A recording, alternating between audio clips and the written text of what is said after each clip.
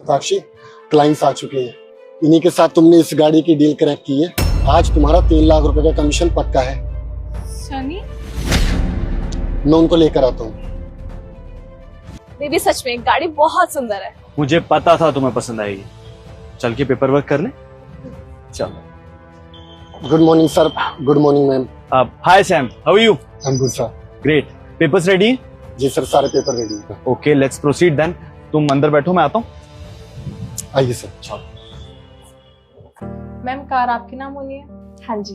Ma'am उसके लिए मुझे कुछ डिटेल्स चाहिए होंगी, जैसे कि आपका नाम, दीक्षा चौहान सागर। आपके हस्बैंड का नाम। सनी सागर। जी मैम। मैम पेमेंट किसके अकाउंट से होगी, आपके अकाउंट से? नहीं, मेरे हस्बैंड के अकाउंट से। आप जॉब नहीं करती हैं? नहीं, वो क्या है ना, मेरे हस्बैंड ने मुझे मना किया जॉब करने के लिए। वो मुझे बोलते हैं मुझे किसी भी चीज की जरूरत है तो वो मुझे ला के देंगे। तो बताइए मुझे जॉब करने की क्या जरूरत है? ये तो बहुत अच्छी बात है मैम। मैम आप बहुत लकी हो कि आपके हस्बैंड आपका इतना ख्याल रखते हैं, आपको जॉब नहीं करने देते हैं, आपकी हर ख्वाहिश पूरी करते हैं, आपको पलकों में बैठा के रखते हैं। मैम वो आप अपनी कोई भी एक आईडी दे दीजिए। जी।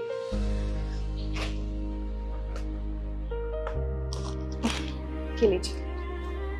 मैम आप बैठिए, मैं बाकी के पेपर्स रेडी कर देती हूँ।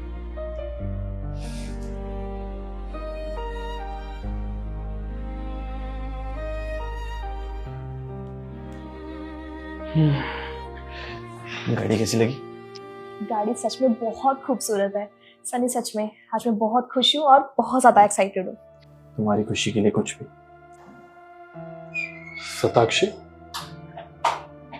क्या हुआ? अरे भाई, पहले दिन तुमने पूरे 30 लाख रुपए की गाड़ी बेची है।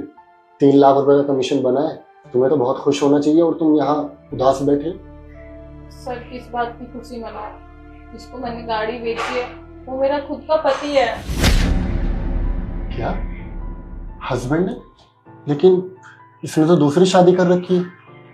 सर वही तो देख के तो मुझे भी शौक लगा। इसने दूसरी शादी कर रखी है। और सर आपको पता है मेरे बच्चों को तो ये ध्यान नहीं देता, मेरे खर्चे आज तक नहीं उठाए इसने, तभी तो मैं जॉब कर रही हूँ। आप खुद सोचिए ना, कैसे आया ये अमीर बन के।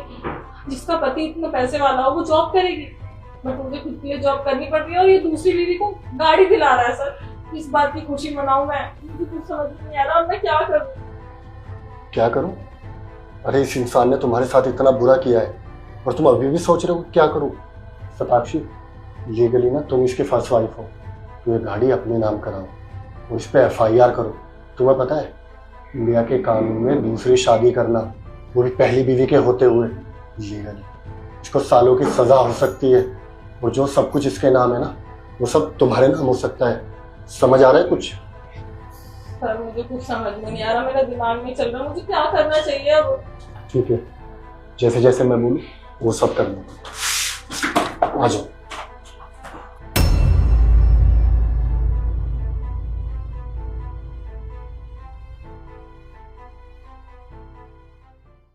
एक्सक्यूज मी सर, आपकी कुछ जगह सिग्नेचर चाहिए थे। कहाँ साइन करने? यहाँ।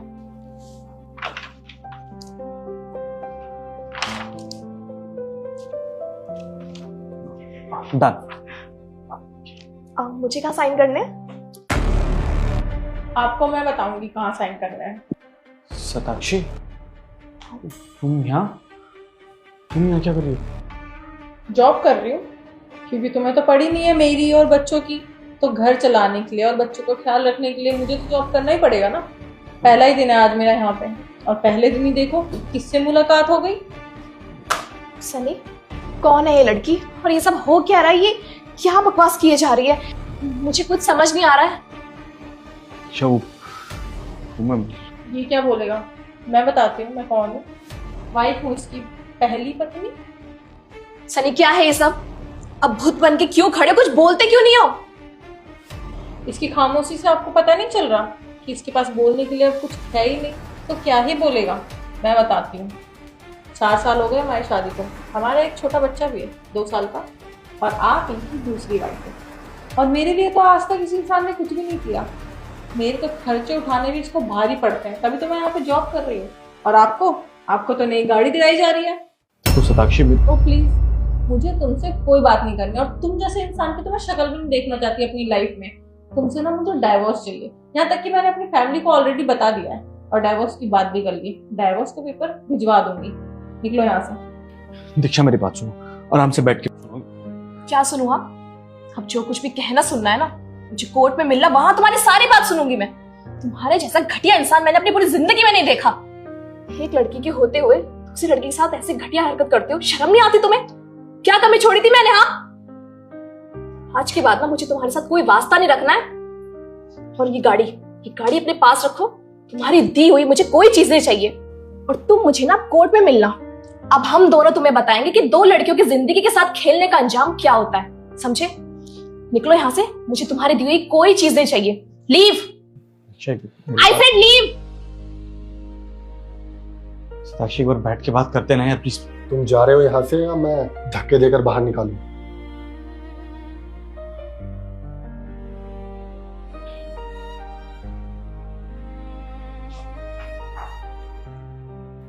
मैम, आप सिग्नेचर कर दीजिए, गाड़ी आपके नाम हो जाएगी। नहीं, ये गाड़ी मुझे नहीं चाहिए। इस पे मेरे हक से पहले इनका हक है, क्योंकि ये उनकी पहली बीवी है।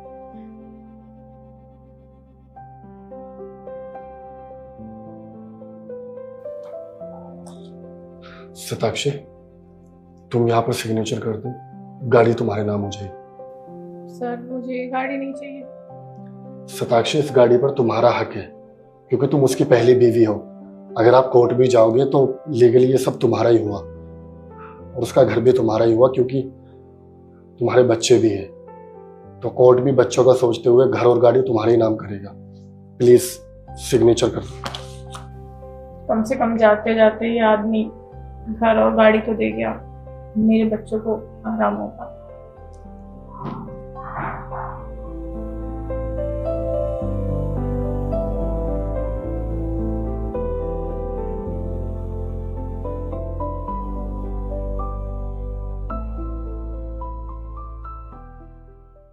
रमेश चौरसिया तुम ही हो? जी दीदी, मैं ही हूँ, बताइए। मैं एमसीडी ऑफिस से आई हूँ। एमसीडी? मैम साहब, आप एमसीडी से हमारा ठेला उठाने आएंगे ना? देखिए, हमने वो ठेला अभी लगाना शुरू करा है, लेकिन हम उसको कहीं और लगा लिया करेंगे। हमारा ठेला मत हटाइए, वो हमारी रोजी रोटी है। हम उस रोड पे नहीं जाएंगे दोबारा। आप कहोगे तो हम वहाँ से भी हटा लेंगे। हम कहीं मत लगाएंगे, हमारा ठेला हम यही लगा लेंगे। आप पैर पड़ते हैं आपके, माफ कर दीजिए। अरे क्या कर रहे हो, पागल हो गए? खड़े हो, अरे खड़े हो। पैर पड़ गए, कुछ बोला है क्या मैंने जो पैरों में आके पड़ गए हो? मैम साहब, कृपया करके मत हटाइए ना ठेला। हाँ जी मैडम, वो क्या है ना, हम एमसीडी वाले साहब लोगों को बहुत ज्यादा पैसा दे चुके हैं। वैसे भी खाने तक के पैसे नहीं है, अब और पैसे नहीं है हमारे पास देने के लिए। ऐसा मत कीजिए आप लोग। अरे एक मिनट, बात तो सुन लो। एमसीडी ऑफिस से आई तो कोई नुकसान ही करने आऊंगी क्या तुम लोगों का? कोई रेडी वेडी उठाने नहीं आई हूँ। मुझे पता भी नहीं तुम्हारी कोई रेडी लगती है। तब से लग गए हो रेडी नहीं हटानी, ये नहीं करना, वो नहीं करना। सामने वाले की बात तो सुन लो। ठेला नहीं हटाना है, फिर आप आए किस लिए एमसीडी से यहाँ पर? एमसीडी ऑफिसर ने बुलाया है तुम लोगों को अपने ऑफिस में। आना है तुम लोगों को, इसलिए आई हूँ यहाँ पे इन्फॉर्म करने। बड़े साहब ने हम लोगों को बुलाया, पर बड़े साहब हम जैसे छोटे लोगों को क्यों बुलाएंगे अपने पास? हाँ, समझ गए। बड़े साहब को पता लग गया होगा कि हम जैसे लोग ना यहाँ पर ठेला लगा रहे हैं, इसलिए वो हमारी दुकान हटवाना चाहते होंगे। यही बात है, भाग्यवान। मैम साहब, हम पैर पड़ तो रहे हैं, बड़े साहब से बोलिए ना, हम गरीबों के साथ ऐसा मत करें, हमारी रोजी रोटी है। अरे क्या ठेला लगा रखा है? एक बार भी मैंने ठेले का नाम लिया है क्या? अरे बुलाया उन्होंने, कोई काम होगा। और अगर मुझे पता होता तो पहले वो ही बताती ना तुम लोगों को। बुलाया है उन्होंने, और टाइम के बहुत पक्के हैं। दोपहर 3 बजे तक पहुंच जाना वहाँ पे, समझ आइए? अच्छा ठीक है मैम साहब, पहुंच जाएंगे। वक्त पे आना। जी ठीक है। पहले तो लग रहा था कि ठेला हटाने के लिए बुलाया होगा, लेकिन अब वो तो मना कर रही है ये मैम साहब। तो फिर अब समझ में नहीं आ रहा है कि इतने बड़े साहब हमें क्यों याद कर रहे हैं। क्या लगता है जी, क्यों बुलाया होगा एमसीडी वाले साहब ने हमें?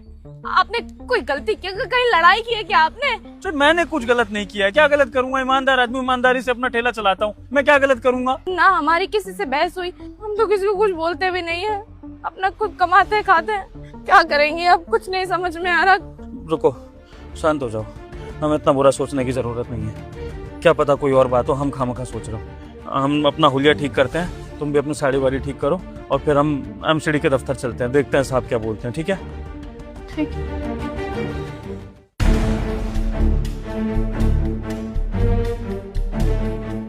आगे आप दोनों।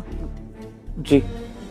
अभी मैं सर से बात करती हूँ, इन्फॉर्म करती हूँ उनको कि तुम दोनों आ गए हो, फिर वो आके बात करेंगे। जी मुझे तो घबराहट हो रही है, कुछ गलत लग रहा है, कुछ कुछ करने तो नहीं वाले ये बड़े साहब लोग। भगवान, इतना कुछ बुरा सोचने की ज़रूरत नहीं है।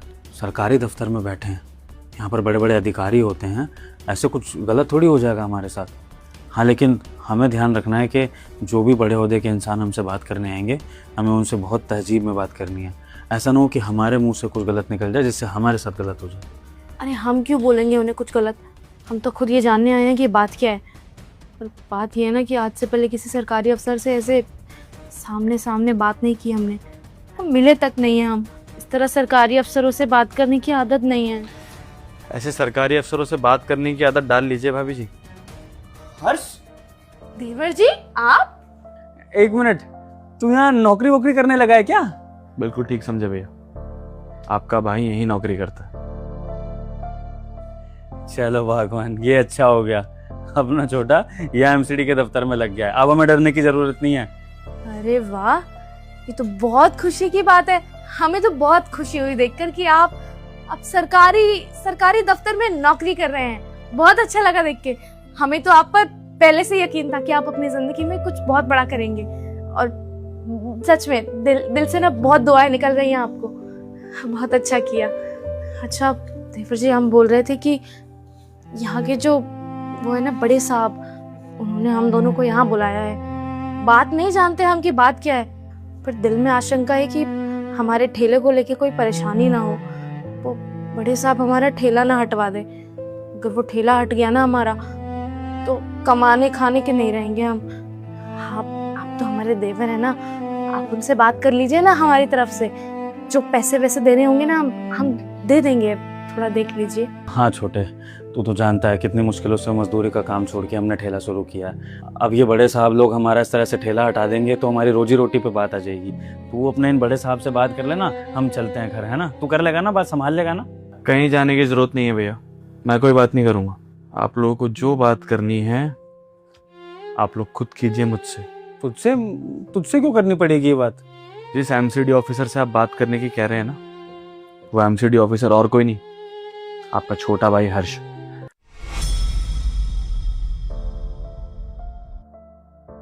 तो अगर ऐसे खुद से बात करूंगा तो पागल ही लगूंगा ना। भगवान, अपना हर्ष एमसीडी ऑफिसर बन गया, एक सरकारी अधिकारी बन गया। मेरे भाई, तूने हम सबका सपना पूरा कर दिया। तू बन गया वो अफसर जिसके लिए तूने दिन रात मेहनत करी थी। आज मैं बहुत खुश हूँ, आज मैं बहुत खुश हूँ भगवान। मुझे अब भगवान से जिंदगी में और कुछ नहीं मांगना है, मेरी और कोई इच्छा नहीं बची है। मैंने अपने भाई को कामयाब होते हुए देख लिया, बस इसी दिन का तो इंतजार कर रहा था बरसों से, और आज मुझे मेरे होनहार भाई ने ये दिन दिखाई दिया। ये तो बहुत खुशी की बात है, आप सरकारी अफसर बन गए, इतने बड़े ओहदे पे बैठ गए। बहुत बहुत खुशी की बात है, बहुत खुशी हो रही है हमें। हम जानते थे कि आप अपनी जिंदगी में कुछ बहुत बड़ा करेंगे, क्योंकि जिस लगन से, जिस मेहनत से आप पढ़ाई करते थे ना, वो लगन, वो जज्बा हमने आपके दिल में देखा था। हम जानते थे कि आपका भाई अपनी जिंदगी में आगे बढ़ेगा, और देखो आज आपने वो साबित कर दिया। आप एमसीडी अधिकारी बन गए। बहुत खुशी की बात है। भगवान करे आप और तरक्की करें और कामयाबी हासिल करें। बिल्कुल तरक्की करूंगा भाभी। अब जिसके साथ इतने अच्छे भैया भाभी का साथ हो, वो अपने जीवन में कैसी तरक्की नहीं करेगा बताइए? भैया भाभी, भले ही आप लोग मेरे सौतेले भैया भाभी हैं, लेकिन आप लोगों ने कभी भी मुझे ये चीज़ फील नहीं होने दी। हमेशा अपने बच्चों की तरह रखा। और सच कहूँ तो मैं बताने आने वाला था आप लोगों को, लेकिन मैंने सोचा कि ऐसे नहीं बताता, सीधा ऑफिस बुला लेता हूँ आप लोगों को। क्योंकि जब ऑफिस में बुलाऊंगा तो और ज़्यादा अच्छा लगेगा। जब उनका भाई ऐसे कुर्सी पे बैठा हुआ दिखेगा ना, जब आपके सामने खड़ा होगा ऐसे सूट बूट में, भैया का सपना था ना मुझे ऐसे देखने का। इसीलिए मैंने आप लोगों को डायरेक्ट ऑफिस बुला लिया, बताने के लिए कि आप लोगों ने जो बलिदान दिए थे मेरे लिए, वो सब वेस्ट नहीं हुआ। मैंने अपने भैया का सपना पूरा ज़रूर किया है।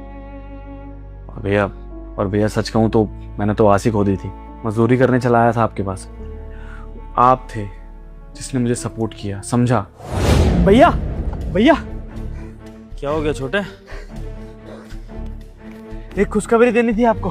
क्या खुशखबरी देनी छोटे, बता। वो हम कहे थे ना कि हम अफसर जरूर बनेंगे, तो हमारा पहला पेपर क्लियर हो गया भैया। क्या बात है छोटे, तूने परीक्षा पास कर ली।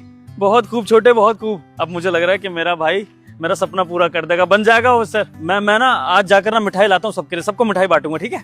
अरे मिठाई खिलाने में भी समय है भैया, वो एक पेपर और देंगे ना तब जाके अफसर बनेंगे। लेकिन अब सोच रहे हैं कि छोड़ दे पढ़ाई, अब आपके साथ मजदूरी कर लेंगे। चुप, दिमाग तो नहीं खराब हो गया तेरा? यहाँ पर मैं तेरे अफसर बनने की बातें कर रहा हूँ, तू बता रहा है कि तूने परीक्षा पास कर ली है और अब तू कह रहा है कि तू मेरे साथ मजदूरी करेगा। अरे तेरे को मैंने पढ़ाया लिखाया किस दिन के लिए था कि तू मेरे साथ बैठ के मजदूरी करे? ये क्या बातें कर रहा है तू छोटे? तो भैया क्या है ना कि शहर जाना पड़ेगा, वहाँ रहने का खर्चा, किराया भाड़ा, किताबों का खर्चा, आने जाने का खर्चा, इतना पैसा कहाँ से लेके आएंगे? तो हम इतने में संतुष्ट हैं कि हमने इतनी कठिन परीक्षा निकाल ली, पढ़ाई छोड़ देंगे और आपके साथ मजदूरी करेंगे। छोटे, अगर दोबारा तूने ऐसी बातें करी ना, थप्पड़ पड़ेगा तेरे खींच के। अरे इतनी सी कठिनाई देखकर तूने हार मान ली और सोच रहा है कि अब तू मजदूरी करने लग जाएगा। अरे तेरा बड़ा भाई किस लिए बैठा है छोटे? मैं करूंगा तेरे लिए इंतजाम।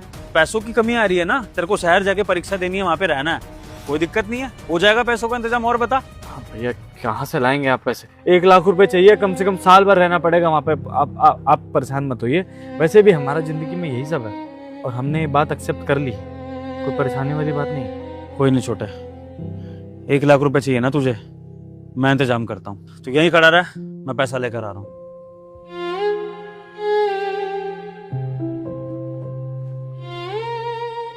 ये ले छोटे, 50,000 है, बाकी बैंक में पड़े हैं, मैं वो भी निकाल लाऊंगा, फिर पूरे 1 लाख तेरे हाथ में थमा दूंगा। तू जाकर शहर में अपनी फीस वगैरह भर, जहाँ पे तेरे को पढ़ाई करनी है, रहने वहने का इंतजाम कर, और पैसों का मैं इंतजाम अभी करता हूँ। भैया लेकिन इतने पैसे आपके पास आए कहाँ से? पक्का मकान बनवाना था छोटे, इतने साल हो गए झुग्गी झोपड़ी में रहते हुए, सोचा था कि मैं, तेरी भाभी और तू कम से कम पक्के मकान का सुख तो लेंगे। तो बस ये थोड़ी बहुत जिंदगी भर की जमा पूंजी है, लेकिन अब अगर तेरी पढ़ाई का खर्चा आड़े आ रहा है तो पहले तेरी पढ़ाई का खर्चा करना बहुत जरूरी है, क्योंकि तुझे अफसर बनते हुए देखना है मुझे। हम कुछ समय और झुग्गी में रह लेंगे, कोई बात नहीं, लेकिन मेरे भाई की पढ़ाई से कोई समझौता नहीं होगा। हाँ भैया, इतना तो सगा भाई भी नहीं करता जितना आप कर रहे हैं। अब तो ये परीक्षा निकालने का जिम्मेदारी और बढ़ गया है हमारा, लेकिन वादा करते हैं भैया, परीक्षा निकालते ही ना सबसे पहले पक्का मकान बनवाएंगे आपका। चल अब ये सब बातें बाद में करियो, फिलहाल तू फटाफट से जा, शहर जाने की तैयारी कर, जो भी इंतजाम करने कर, मैं पैसे और निकाल लाऊंगा, ठीक है? ठीक है भैया। अगर भैया उस दिन अगर आप मेरी मदद नहीं करते ना, तो मैं जहाँ तक पहुँच ही नहीं पाता भैया। मैंने तो खुद की ज़िंदगी के साथ समझौता कर लिया था, सोच लिया था कि ज़िंदगी भर मजदूरी करनी है और कल को जब बच्चे होंगे तो उन्हें पढ़ाऊंगा। आपने अपना सपना छोड़कर मेरा सपना पूरा किया, तहे दिल से शुक्रिया आप दोनों का। कर दिया ना पराया, पहले तो सौतेला भाई बोल दिया, उसके ऊपर से हर चीज़ का धन्यवाद दे रहा है, तो फिर किस बात के परिवार हुए हम? और फिर क्या ही करा हमने तेरे लिए? तूने तो सारे करे पे पानी फेर दिया। ऐसा नहीं बोलते हर्ष, ऐसा नहीं बोलते। अरे मैंने आज तक कभी ये सौतेले वाली बात नहीं लाई अपनी जबान पर, और तू उस तरह से बोल रहा है। तू क्या अपने मन में मुझे पराया समझा बैठा था? हैं? क्या मतलब है सौतेले वाली बात करने का, बताइए जरा। हाँ देवर जी, आज तक हमने आपको पराया नहीं माना और आप अपने दिल में हमें सौतेला मान के बैठे हैं। आज तक हमने फर्क नहीं किया आप में, आप इतना बड़ा फर्क कैसे कर सकते हैं? आई एम सॉरी भाभी, आई एम सॉरी। भैया माफ कर दीजिए, छोटा हूँ ना, भले ही अफसर बन गया हूँ, लेकिन संस्कार तो आप लोगों से ही सीखूंगा, धीरे धीरे सीख जाऊंगा भैया। चल ठीक है, तू हमें खुश रखे ना रखे, लेकिन तू खुद खुश रह, खूब आगे बढ़, तरक्की कर, लोग तेरे को सलाम करे, बस मैं इतना ही चाहता हूँ। मैं तो वही सारे समाज में मिठाइयाँ बांटूंगा, सबको बताऊंगा कि मेरे भाई ने कैसे दिन दोगुना रात चौगुना तरक्की करी है। बस छोटे, तू कभी भी ना अपने परिवार की प्रतिष्ठा पर बात मत आन दियो, हमेशा ईमानदारी से अपना काम करियो। बस एक दरख्वास्त है छोटे, अब तो तू खुद ही एमसीडी अधिकारी बन गया, तो हमने जो ठेला लगाना शुरू किया है ना, बस उस पर बात मत आने दियो। हम सरकार का कोई नियम नहीं तोड़ेंगे, जो भी पैसा वैसा होगा वो भी भर दिया करेंगे। बस तू ठेला हटाने से रोक लियो, बाकी तो तू खुश रह, ठीक है? फिर हम चले? नहीं भैया, ठेला तो हटवाना पड़ेगा,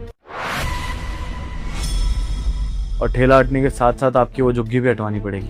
सरकारी काम है और वो भी सरकार की जमीन है, तो ये सब तो करना पड़ेगा मुझे। क्या बोल रहा है तू छोटे? तू अपने अपने बड़े भाई का ठेला हटा देगा, हमारी रहने की जगह हटा देगा? छोटे तू ये क्या कर रहा है हमारे साथ? आपको क्या हो गया? अगर आप हमारी वो झुग्गी हटवा दोगे, ठेला हटवा दोगे, तो हम रहेंगे कहाँ, खाएंगे क्या? मतलब तू क्या कहना चाह रहा? तू साफ साफ बोलना। आप भूल सकते हैं भैया, लेकिन मैं नहीं भूल सकता। क्या वादा किया था मैंने आपसे कि सरकारी अफसर बनते ही आपको सबसे पहले आपका पक्का मकान दूंगा। और वहां झुग्गी से हटोगे तभी तो पक्के मकान में जाओगे ना। भैया आप दोनों ने बहुत कुछ किया है मेरे लिए, तो अब मेरा फर्ज बनता है कि मैं कुछ करूं आप लोगों के लिए, आपको आपका पक्का मकान दूं। भैया देखो, अभी मेरी नई नई जॉब लगी है, इसलिए आज के बाद से आप लोग मेरे ये सरकारी घर में मेरे साथ रहेंगे। लेकिन मैं वादा करता हूँ भैया आप दोनों से, 5 साल में मैं आप दोनों को पक्का मकान बना के दूंगा। वादा है आपके छोटे भाई का आपसे, प्रॉमिस। लेकिन तब तक आप लोग मेरे साथ रहेंगे। अरे नहीं नहीं छोटे, तू ये क्या बोल रहा है? हम तेरे साथ रहेंगे? अरे कहाँ, तू अब एक सरकारी अधिकारी हो चुका है इतना बड़ा, बड़े बड़े लोगों के साथ तेरा उठना बैठना है, पुलिस वाले तेरे साथ रहते हैं हरदम, और तू अपने गवार भैया और भाभी को अपने साथ रखेगा, लोग क्या बोलेंगे? नहीं नहीं छोटे, अब तू बड़ा आदमी बन गया, तू अलग रहा अपना और हम अलग रहेंगे, है ना? और हमें कोई दिक्कत नहीं है, तू बस खुश रह, हमें इतना ही चाहिए, है ना छोटे? तो तू ये ख्याल अपने मन से निकाल दे। और वैसे भी हमने तुझे इस दिन के लिए थोड़ी पढ़ाया लिखाया था कि तेरे से कोई फायदा निकालेंगे। तू ये सब मत कर हमारे लिए। हाँ, आपके भाई सही बोल रहे हैं। अब देखिए ना, हम गांव के रहन सहन वाले लोग हैं, ना पहनने का ढंग ना ओढ़ने का ढंग। अगर हम आपके साथ इतने बड़े आलीशान सरकारी मकान में रहेंगे तो इसमें बेइज्जती तो आपकी है ना। अब आपका उठना बैठना इतने बड़े बड़े सरकारी अफसर लोगों के साथ होगा, हम लोग आपके घर में रहेंगे, आपको बताना पड़ेगा कि हम आपके भैया भाभी हैं, तो इसमें तो बेइज्जती होनी आपकी है ना। हमें रहने दीजिए ना, हम जहाँ रहते हैं हम वहीं रह लेंगे। बस खुशी है हमें कि आप अच्छा कर गए अपनी जिंदगी में, हम देख लेंगे अपना। भैया कर दी ना पराये वाली बात। अरे माँ बाप अनपढ़ हो या पढ़े लिखे, इस बात से कोई फर्क नहीं पड़ता। और आप लोगों को मैंने अपने माँ बाप का दर्जा दिया है, तो इतना तो आप लोग मेरे लिए कर सकते हो ना। आप और भैया कहीं ना कहीं इसमें मेरा भी फायदा है। अब देखो, इतनी बड़ी पोस्ट पे हूँ, इतने सारे काम करने पड़ते हैं, यहाँ पे कोई सरकारी नौकर मेरे लिए खाना बनाएगा, अच्छा लगेगा क्या? अरे देखिए भाभी को, इतना अच्छा खाना बनाती हैं, इतना पौष्टिक खाना देती हैं मुझे। अगर ये अच्छा खाना बनाएंगी तो मेरा ही फायदा ना उसमें। तो भैया प्लीज रिक्वेस्ट कर रहा हूँ, आप लोग मना मत कीजिए। सुनिए, देखिए ना, वो इतने प्यार से बोल रहे हैं, अपना वादा पूरा करना चाहते हैं, मान जाइए। देखिए अब हमारा भी तो कोई कर्तव्य है ना, छोटा बोल रहा है तो मान जाना चाहिए। ठीक है छोटे, फिर तुझे जैसा ठीक लगे। देख लो भगवान, हमारे छोटे के संस्कार, ये अपने बड़ों को इतना मान करता है, कुछ बनने के बाद भी घमंड में नहीं आया, तो हमारा भी फर्ज बनता है कि हम इसकी बात का मान रखें। आप छोड़िए ना ये सब, आइए मैं आप लोगों को आपका कमरा दिखाता हूँ, आइए।